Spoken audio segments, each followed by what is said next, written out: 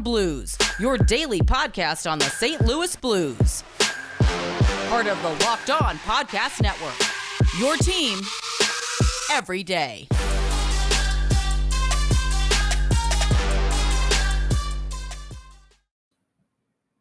Hello, everybody, and welcome back to another edition of the Locked On Blues podcast, part of the Locked On Podcast Network, and your number one source for daily Blues content. I'm your host, Josh Hyman. And I'm Thomas Welch. We got an interesting episode for you today, not quite as painful as yesterday's episode, reacting to the worst loss of the season and maybe of all time for the St. Louis Blues. Going to be looking at the approach moving forward for the Blues, specifically at the defense, talking about the top two pairings and what each pairing has brought to the table this season. Going to be talking a little bit about Brady Tkachuk getting named to the All-Star team, but not for the best circumstances, as we had a goalie suspension in the NHL, and maybe the first time I can remember. And then third segment, we'll be talking about the new practice lines of the St. Louis Blues. The line of Ivan Barbashev, Ryan O'Reilly, and Pavel Buchnevich specifically, and then previewing tomorrow night's matchup between the St. Louis Blues and, once again, the Calgary Flames. But before we get into that, want to thank anyone and everyone out there for making Locked On Blues your first listen. We are free and available on all podcast platforms and YouTube. So, yeah, thanks for doing that. Tommy, defense has been a problem this season. There's no secret about that. The cat is out of the bag, and the Calgary game exposed that to the highest degree. Blues have been able to kind of skate by with decent performances here and there from their defense, but for the most part, it's been the offense that's carried the load, and then goaltending has really kind of kept the focus off of defense too much lately. But you know, it's definitely the Achilles heel of this team. We've been talking about it since even before the season started, that the defense was going to be a question mark this year, and it certainly has been. And unfortunately, the biggest maybe person to blame when it comes to that is Colton Parayko, who just really isn't living up to the expectations of a number one defenseman. And his partner, Niko Mikkola, has had his moments, but lately is looking really bad. Was benched the entire third period in that Calgary game. Is he playing over his head? And then the second pairing of Torrey Krug and Justin Falk have actually been pretty dang good for the Blues in terms of their possession numbers and all that. So I guess a lot of information coming your way, Tommy, but I guess to start, do you think that Colton Parayko and Niko Mikkola, more specifically Niko Mikkola, are just in over their heads as the 1 and 2 defenders of this team? I don't know if "in over their heads" is the correct phrasing here, but I do think, like you were talking about, that Justin Falk and Torrey Krug have been the best defensemen for the St. Louis Blues all season long, and their stats show that, and their performance against the Calgary Flames was indicative of that as well. So as much as we talked about Mikkola and how well he's played this season and how he's kind of stood out as taking steps forward in his development, if we're looking at Corsi 4, which just basically says above 50% in this, means that the team was controlling the puck more often than not with this player on the ice in this situation. So last year, Mikkola was at a 39% Corsi 4, which, if you guys remember, during the offseason, we said Scandella was at a 39% too, and that was a massive drop from his season before. So it's not the best number to be at. This season, he's bumped that up to a 41%, but that's still not where you want to be, especially like if the puck is 50-50, it can go either way, and you're running 41%. That means more often than not, the other team has the puck when you're on the ice. So it's not a great number to have. And it kind of leads me to the question of, is Niko Mikkola a first pairing defenseman in the NHL, or is he a first pairing defenseman on the St. Louis Blues? And I think that's the question that the Blues are going to have to try to answer throughout the course of the season as they navigate closer and closer to the trade deadline. If you take Justin Falk and Torrey Krug and flip them and put them on the first pairing and move Colton Parayko and Mikkola down, is that the answer? I feel like there's a lot of question marks here, but a lot of them revolve around the top 4 defensemen. So it's really going to be interesting to see, like I said, how they navigate that, especially with two ducks on the pond and Jacob Chikrin and Ben Sherratt that could potentially be brought in as a benefactor to this team and really put them over the edge for a Stanley Cup run. Yeah, it's definitely tough because you say, "Oh yeah, just flip the pairings around." But then all of a sudden, rather than going up against teams' second lines, the Torrey Krug and Justin Falk are now the primary defensive unit, and their jobs get a little bit harder. It's sort of the same argument as Jordan Binnington has just faced much tougher competition than Ville Husso. And both of them are performing at a similar level in compared to what's expected of them based off of the difficulty of shots. I think it's the same thing with Parayko and Mikkola and Krug and Falk in the sense that I think all four of those guys are really good defensemen and all four of those guys are top four defensemen.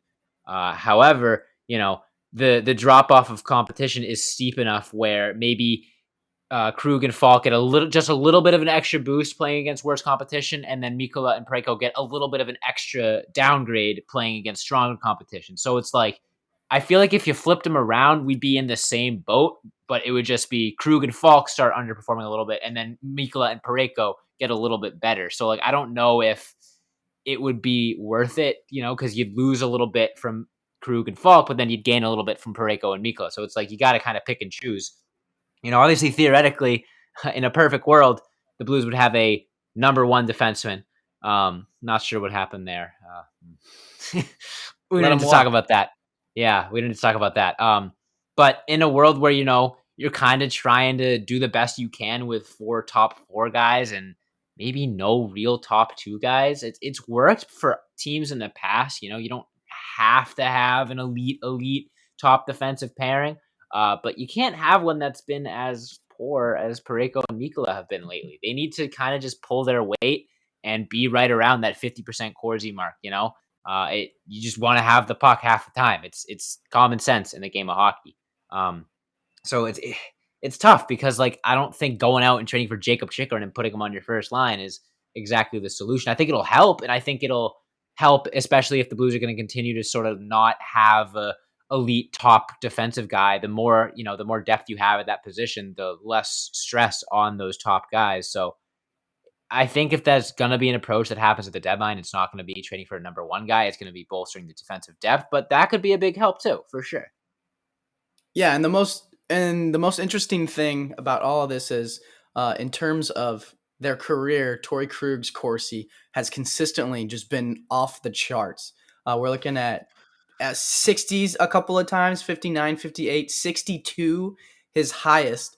And this season for the St. Louis Blues, he's leading the team among defensemen, as far as I can tell, with a 56.7 Corsi. That being said, the guy's 5'7". So as much as you would love to put him on the first line, on the first pairing, and slot him in there, if he's going up against some big-bodied guys like Ovechkin and guys and Jamie Benn, who can enforce their will in the crease, he's going to have a harder time moving those bodies out of the crease, and then we're back to square one in terms of problem that this defense has dealt with. So I'm with you. I don't know if changing the pairings is the right answer here, but something's got to give with this defense, and I think, judging by the lineup for practice, it might be Mikkola because they've got Mikkola and Wallman both skating with Parayko at practice today. So maybe we'll see some shakeup there come the next game against Calgary Flames. Yeah, I'd be into a pairing of Colton Parayko and Nico Mikkola because I think, I want to say that it could help Parayko because maybe he's a little bit better off when he's sort of the defensive anchor and not expected to be the offensive guy. Like Mikkola is more of a defensive-minded defenseman than Parayko is. But then you look back at the Cup run when he was playing with Bouwmeester, who, by all accounts, was not the high-skilled offensive defenseman that maybe you'd expect out of that mold. So I don't even know if that's the case, but maybe this season, if Colton Parayko is going to be asked to be that number one defensive guy, and he has a guy like Jake Wallman on his line compared to Nico Mikkola, a guy that can move the puck a little more, not necessarily as physically intimidating and defensively apt as Nico Mikkola, but brings solid play in other areas. Maybe could be a little bit better for Parayko just to not have to try to do it all out there. I'd be interested to see that for sure. It's definitely going to be something that, especially with the trade deadline coming up, the Blues are going to have to monitor pretty closely game by game here, because it's clear that if you want to try to make a push for the playoffs, or not for the playoff, but maybe for the playoffs if they continue to struggle like they did against Calgary, but a push for the Stanley Cup, you're going to need more consistency out of your defense. Like I said, whether that's, switching up the pairings a little bit or bringing a guy in at the trade deadline, something's got to give. And I'm curious to see what that's going to be. Second segment, we're going to be talking quickly about Brady Tkachuk being named to the All-Star team, Aaron Dell getting himself suspended as a goalie, and sort of talking about Jordan Binnington and if the roles were reversed, how would the fan reaction be? And also going to be talking about the new lines that came out, plus a game preview. Lots to get into here, but first I want to tell you guys about our good friends over at Built Bar. It's the new year, so that means New Year's resolutions. If yours is about getting fit or eating healthier, make sure you include Built Bar in your plan. Built Bar is a protein bar that tastes like a candy bar, maybe even better than a candy bar. You want to eat healthy, but it's just so boring. By week 3, you might be thinking, this is just not worth it. Where's the chocolate? Well, good news. Built Bars are covered in 100% real chocolate.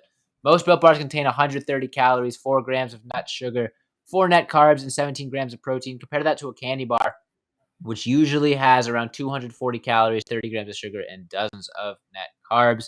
Even if you're not a huge fan of working out, you can at least eat something that tastes good and is good for you. That way, when you enjoy a delicious Built Bar, you can almost count it as a workout.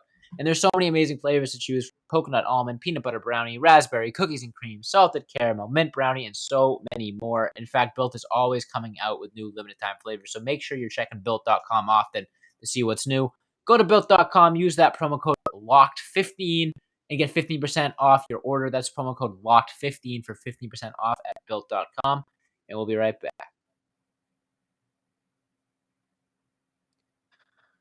All right, Tommy. So bit of a change of pace here from the Blues talk. We don't do this a whole lot. Talk about other events outside the NHL, but we were talking about it a little before the pod, and you made a good point that I do want to bring up. So Aaron Dell, goaltender, don't see this a whole lot, found himself in a hearing with Department of Player Safety because Drake Batherson, young sensation for the Ottawa Senators, skating by. Aaron Dell throws an elbow, connects him in the head, I think. That even isn't Hits what him in put the him upper out. body. Hits him in his the legs upper go out body, from under him. gets taken out, skates go out from under him, leg slides into the boards, and finds himself with a high ankle sprain, which is a pain in the butt injury to deal with. Not only that, he was named to his first ever All-Star team this year. Absolute breakout season for him. And he won't be able to play because he was hit with a cheap shot by Aaron Dell. Good news is St. Louis boy Brady Tkachuk gets the nod, but that's not what we're going to be talking about. We're going to be talking about the fact that the standards on goalies in the NHL is a little weird because I didn't see a whole lot of backlash towards Aaron Dell for what was an extremely dirty play. And as much as it's probably a pick-me thing to do this and trying to make it about us, I like to think, what would happen if that was Jordan Binnington, a guy that Twitter loves to hate already, who hasn't done really anything wrong on the ice? He's thrown a few fake punches here and there, but again, he's a goalie, so that gets more attention than when other guys throw fake punches, because it happens a lot. Because Jordan Binnington's a goalie and because he's, got his reputation, people love to talk about it. Now, all of a sudden, a goalie pulls one of the most dangerous plays we've seen in a while, gets himself a pretty hefty suspension for a first-time offender, and nobody's talking about it. Yeah, I think that's the thing, because I did see some backlash on Twitter about it and people saying, like, it's a dirty move and a BS. Even Matt Murray came out and said it's a BS play, and he was like, I don't really like going after other teams' goaltenders, but you just can't have that. Right. And I think Dell said he was trying to buy some time for his defenseman and step into his lane. Dude, he had his arm outstretched like he was JB in WWE giving him the clothesline from hell. Like, what are you doing? I don't know. It's just, I did see some backlash, like I said, but I see probably 4 times the backlash when Jordan Binnington goes around and doesn't even do anything. And this dude gets an actual sussy 3 games. Even though he does have a history of this kind of thing. So in 2019, he actually took out Mark Stone with an identical hit. Yeah, I didn't realize that. I didn't know that. It was when he was with the San Jose Sharks. So I don't know if this dude's got a temper problem or if he's throwing temper tantrums, but everyone always accuses Jordan Binnington of throwing the temper tantrums, and this guy's actually throwing clotheslines from WWE on the ice, and mum's the word, I guess. But yeah, I do think things would be completely different if Jordan Binnington went out there and did something like this. And I think the suspension would be worse, even though he hasn't done anything Right. like this before, really, just because of the public opinion of him and social media's opinion of him. I'm sure they'd be up in arms if he got like 1 game as opposed to 3 or whatever it might be, Right. depending on the case. So yeah, I think there's a double standard, but I don't know. Maybe that's a reason. I saw there was some talk on social media that was like, what's one of the unwritten, I guess this one's a written rule, that should be changed about the game of hockey. And a lot of people are saying if a goalie comes out of the cage, you should be able to hit him, which I've always thought for the longest time. And maybe it's just because I play all the hockey video games that I would just love to just obliterate a goalie and have all that gear go flying and stuff. But I think from a logical perspective and from a safety perspective, that's probably not the best option. But maybe in Aaron Dell's case, he just needs someone to show him how No, it you feels can't. one No, time, no, and he'll no. be like, Oh, can't be calling for that stuff. No, but you're right. It's definitely a double standard because, like, I support the whole, let's not blow up a goalie who's out trying to play the puck because that's defenseless, But if that's going to apply to goalies, which again, I'm saying it should, you shouldn't be able Mhm. to, deck a goalie like that. It's dangerous. It'll lead to, severe injuries. It's got to go both ways. You're skating by a goalie.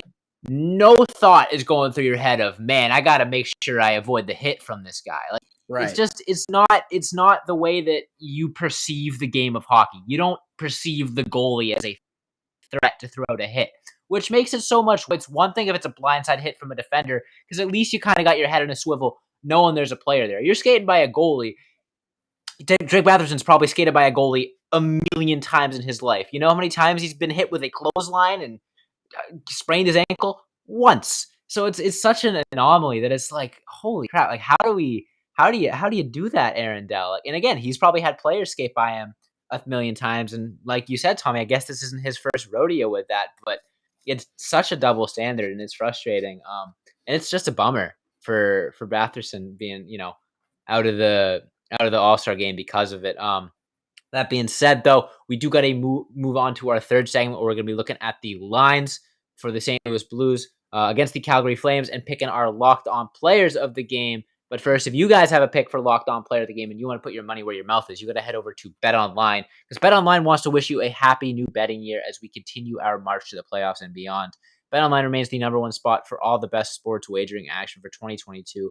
New year and a new updated desktop and mobile website to sign up today and receive your 50% welcome bonus on your first deposit. Just use our promo code LOCKEDON to get started. From football, basketball, hockey, boxing, and UFC, right to your favorite Vegas casino games. Don't wait to take advantage of all the amazing offers available for 2022. BetOnline is the fastest and easiest way to wager on all your favorite sports. BetOnline, where the game starts, and we'll be right back. All right, Tommy. So we spent a lot of time today talking about the defense and talking about goalies and all that fun stuff. But we do got a little bit of time left here, and I want to spend that talking about the game tomorrow night between St. Louis Blues and Calgary Flames. New lines were announced, and I'm going to stall as I try to pull them up on my phone, and my Twitter doesn't load. I got him. Um, So sweet. it's Barbashev, O'Reilly, Buchnevich. Here were the lines of practice. Barbashev, O'Reilly, Yep. Buchnevich on the first line. Jordan Kyrou, Robert Thomas, and Tarasenko make their triumphant return to the second line, back and better than ever. Brandon Saad, Braden Shen, David Perron on the third line, Klim Kostin, Tyler Bozak, and Oscar Sundquist on the fourth line. Like we said earlier, Mikkola and Wallman took turns with Parayko on the first pairing, and then you've got Krug Falk on the second, and Scandella Bortuzzo on the third. And then they had Husso above Binnington, so I'm expecting him to make the start on Thursday, which makes a lot of sense. You gave him the third period. Binnington, for whatever reason, they put up 7 goals on Binnington, mostly because the team didn't show up in front of him. Maybe they're just expecting, hey, they, for whatever reason this season, they decide to show up in front of Husso. So maybe change things there. But yeah, Josh, if you had to pick your locked on player of the game, given that lineup and given what we know going into this game, who would you pick and why? I mean, I'm undecided. I'm gonna talk through some of my potential picks and then maybe convince myself as I go. Um, I'm really excited to see that Barbashev, O'Reilly, Buchnevich line because we know how well that line played when Shen was on it instead of Buchnevich. And I honestly think Buchnevich fits it a little bit better potentially. Mm-hmm. So I think that line could do a lot of damage. And then the second line of Tarasenko, Thomas Kyrou, correct? Yes. Yeah, I think that line is going to be really fun as well. That's just all offensive skill. Um, yeah, you know what? I'm gonna go with a guy that we've talked about a lot, but I don't think I've picked as locked on player of the game yet. I'm gonna go with Vladimir Tarasenko.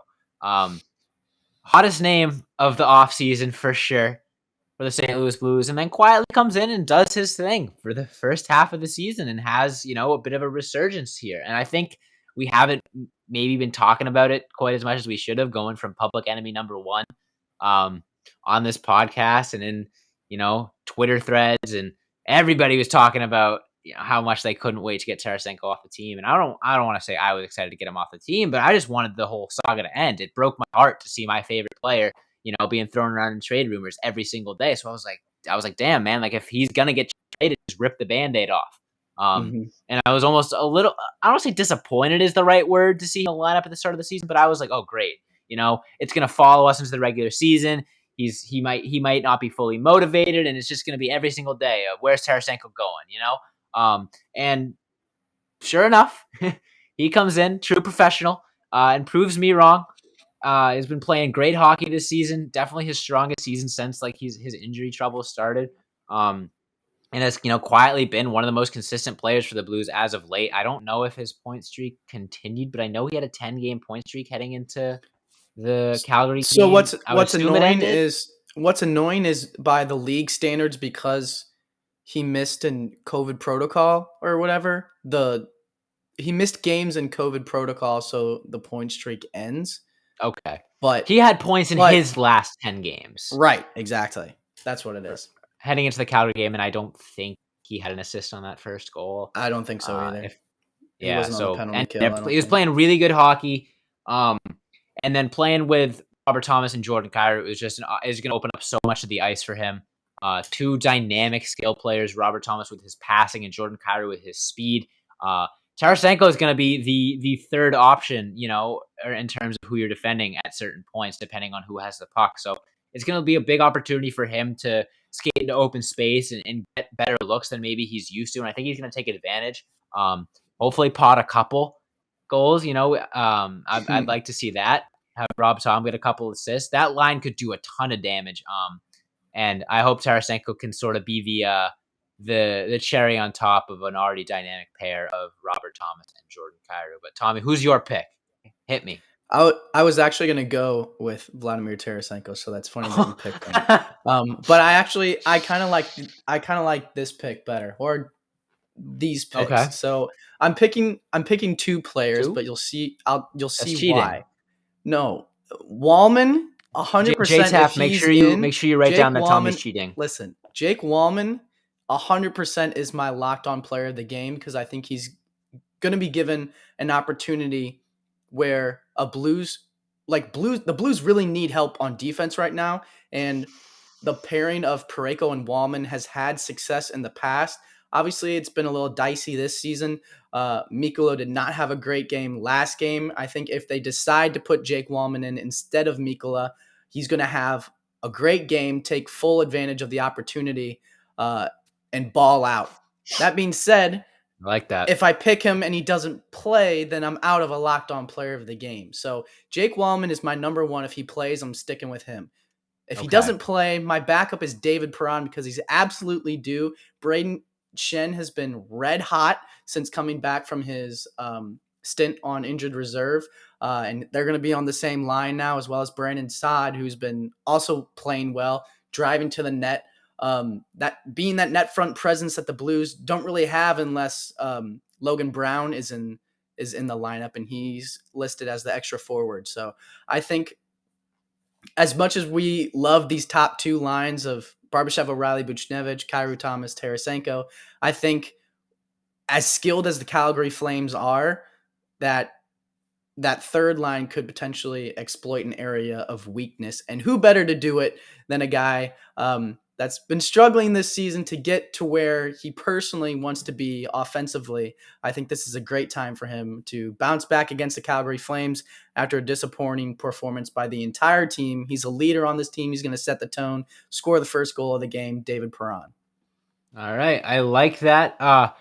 We're both going to be watching intently tomorrow night in order to see who's right, who's wrong, and I hope you guys will be watching too and having listened to this podcast. That way you can laugh at us or praise us when we're right or wrong. The only way you can do that is by following us on all of our podcast platforms and YouTube as well. Hit that subscribe button on YouTube. We're growing in subscribers pretty rapidly lately, which is really exciting to see. We love doing this YouTube stuff. It's definitely unlocked a new level of our appreciation for this content.